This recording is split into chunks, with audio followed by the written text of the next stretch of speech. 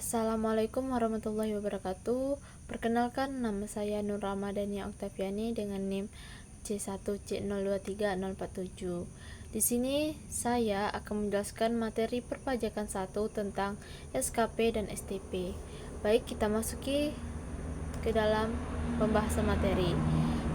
Yaitu pertama ada materi tentang SKP yang disebut dengan surat ketetapan pajak. Jadi, surat ketetapan pajak ini adalah surat yang diterbitkan atas hasil pemeriksaan untuk penetapan wajib pajak yang memiliki lebih bayar, kurang bayar, atau nihil sebagai akibat dari ketidakbenaran dalam pengisian surat pemberitahuan atau yang disebut dengan SPT tahunan.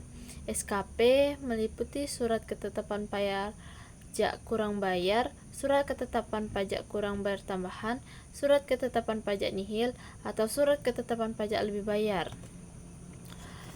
Nah, yang pertama ada surat ketetapan pajak kurang bayar atau yang disebut dengan SKP KB.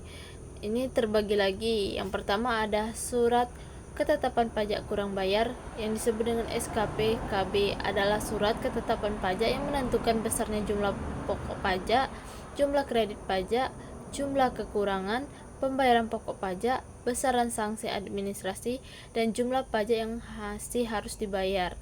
Yang kedua, ada alasan ditertibkannya SKPKB, yaitu untuk hasil pemeriksaan atau keterangan lain. Ternyata jumlah pajak tidak atau kurang bayar. Kemudian SPT tidak disampaikan dalam waktunya, atau kewajiban pembukuan tidak terpenuhi sehingga tidak diketahui pajak terhutang. Nah, fungsi SKPKB yaitu mengoreksi atas jumlah pajak terhutang menurut SPT, sarana untuk mengenakan sanksi, dan alat untuk menagih pajak. Nah, sanksi administrasi yang dikenakan yaitu ada SKPKB karena tidak atau kurang bayar dari hasil pemeriksaan bunga 2% sebulan maksimum 24 bulan terhitung berakhirnya masa pajak sampai terbit SKPKB.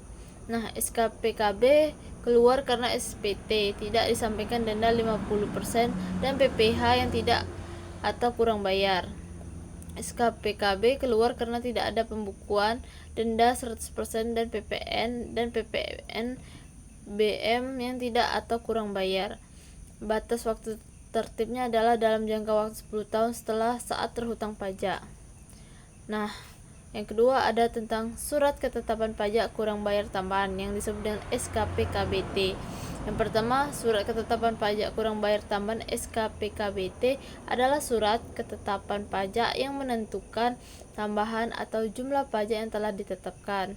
Yang kedua, SKPBT ini ditetapkan apabila ditemukan data baru yang mengakibatkan penambahan jumlah pajak yang tertuang setelah dilakukan tindakan pemeriksaan dalam rangka penerbitan surat ketetapan pajak kurang bayar tambahan. Yang ketiga, fungsi SKPKBT. Yang pertama itu untuk mengoreksi atas jumlah yang terhutang menurut SPT-nya. Yang kedua yaitu sarana untuk mengenakan sanksi. Yang ketiga, alat untuk menagih pajak. Nah, yang keempat, sanksi administrasi yang dikenakan dalam SKPKBT. Yang pertama, adapun sanksi yang dikenakan kepada wajib pajak atas terbitnya. Yang kedua ada SKPKBT tersebut adalah jumlah pajak terhutang dalam SKPKBT tersebut. Nah, yang ketiga itu ditambahnya 100% dari jumlah kekurangan. Materi yang ketiga yaitu tentang SKPLB atau yang disebut dengan surat ketetapan pajak lebih bayar. Jadi, yang pertama ada surat ketetapan pajak lebih bayar. SKPLB adalah surat ketetapan pajak yang menentukan jumlah kelebihan pembayaran pajak karena jumlah kredit pajak lebih besar daripada pajak yang terhutang atau seharusnya tidak terhutang. Kedua, SKPLB ini diterbitkan setelah dilakukan pemeriksaan. Jumlah kredit pajak atau jumlah pajak yang dibayar lebih besar daripada jumlah pajak yang terhutang.